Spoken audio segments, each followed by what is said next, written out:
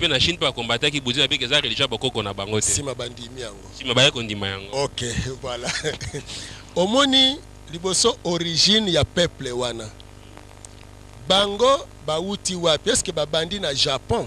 po bakoma wana, babandi na Corée, babandi na Chine te, bauti wana na Inde wana. Sima nango na progression na bango ndenge bakei kokoma. Omoni par exemple lelo na Afrique ndenge tozali balobi tozali na ba nilotique, tozana ba bantu, tozana ba boshima, tozali na ba semi bantu pe pygmée. Mais peuple oyo subdivisé, ceux qui tozongi na ba origine, tozana origine moko. Osomona parce que tozali noir. Pona nini bandeko mususu ba bimi boye, pona nini bandeko mususu ba bimbo, pona nini bandeko mususu ba bimi boye. Ezali na bandi aussi tozongi na prophétie mfumu kimbangu alobi moyindo akokoma mundele akokoma moyindo. Est-ce que pygmée a exclu? As exclu parce que ça mutu mwindo koloba te po aza na taille ya mokuse. Osomona. Alors, ndenge wana bandeko wana tangu bakei ko peuple Taïwan, Chine, Corée, ti Japon. Tangu religion na bango elandi bango na makambo mususu mingi bakutaki baboyaki yango. Mais suka nango parce que bazalaki ba concerné na yango baye ko yamba yango. Omoni ndeko na ngai na kopesa ndakisa lelo soko omemi kimbangisme na Nigeria na Sénégal liboso bakondima ngo te balobi eza eloko na bino kuna na Congo eza ya bino ti parce que baza concerné tango kolimbolela bango provenance par exemple ya Kombo ya Sénégal euti wapi baza na ba séquelle ya ba réalité historique ata ba trace mundela bungisaki matika kaka mwa ndambu alo bandambu wane ko yako sunga ke bande ko un jour ba yako se retrouver que non ndakisa kaka ndenge tolobi trois pouvoirs ceux qui biso tozo reconnaître par exemple Nigeria biso toza na Congo elinko lobake Nigeria basa benemi na biso te basa bandeko na biso. Alors ceux qui peut bango ba comprendre que oui na Congo nde sika le grand messager ou bien le grand prophète oya ko réunir toko ya ko kanga bango be toko faciliter bango compréhension na adage moke lobaka ceux qui Congo ebiki Afrique ebiki pe monde ebiki. Alors siko ye Sénégalais akoloba nini pona adage wana donc yango wana siko bandeko wana moni liboso baboyaki bouddhisme mais suka nango bouddhisme leko ezalaki kaka ya bango elati bango siko tanto limboli ke bouddhisme esungi bango omoni bandeko ebele balobaka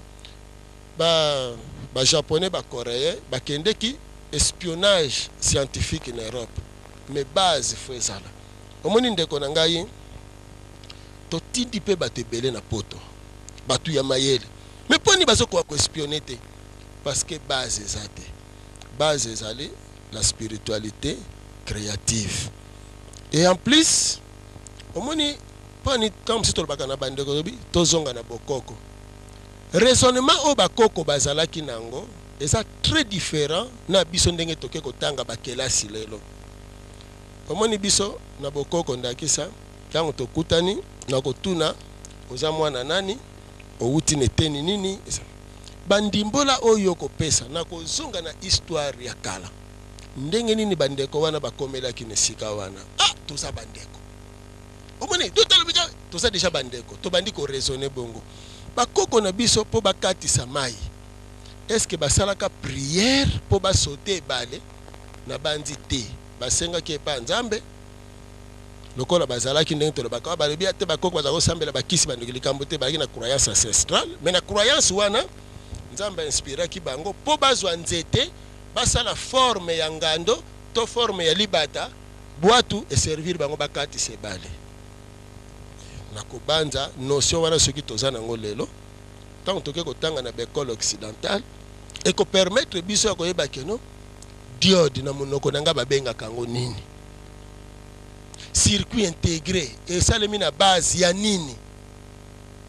omoni ndeko na biso tozo continuer kaka nesika wana kaka ya spiritualité lelo soko ke na jardin botanique ya Kisantu okokuta banzete belé mais za nzete moko te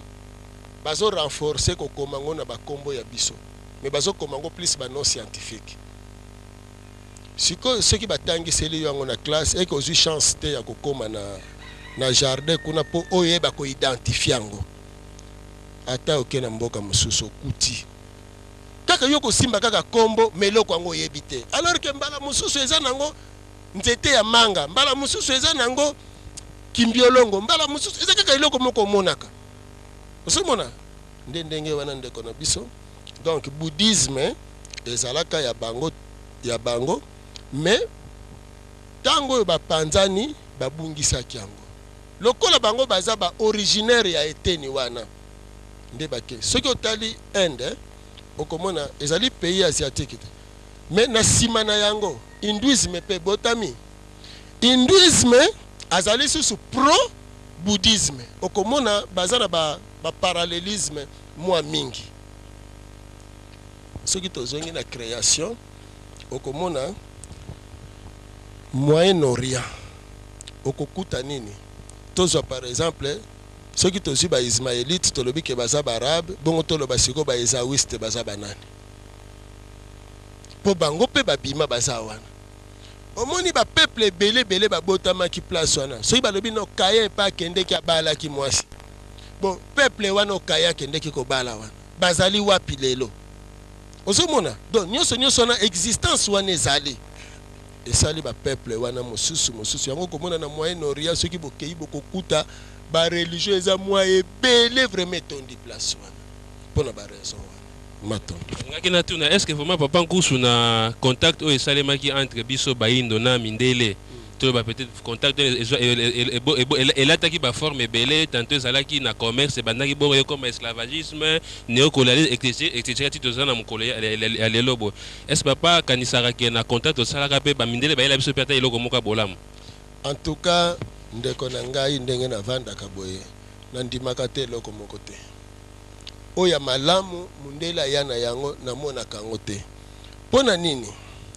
omoni esa lokola ndoki atongeli yo ndako apesi yo motuka mais sima nango ye ko découvrir que bana no 10 nyonso bakufa ye mutaboma bango na ebite na ndako yango soki ekozala eloko malamu lisusu donc nandimaka teke mundela ye eloko moko ya malamu po ye moko amitie nanu ennemi oyo détruire biso nakopesa ndakisa moko ya eloko eswaka ngai koleka makasi division kako ya cha epana biso ndenge kaka bayindo baza subdivisé eswaka nga na ndenge moko nakokoka koloba ngo te ndeko na nga soki lelo ke na Bakongo yo ko se sentir étranger alors que ndenge biso tata tindeli biso ndenge ayebiseli biso mokili oza na kati ya mabele bakoko na yo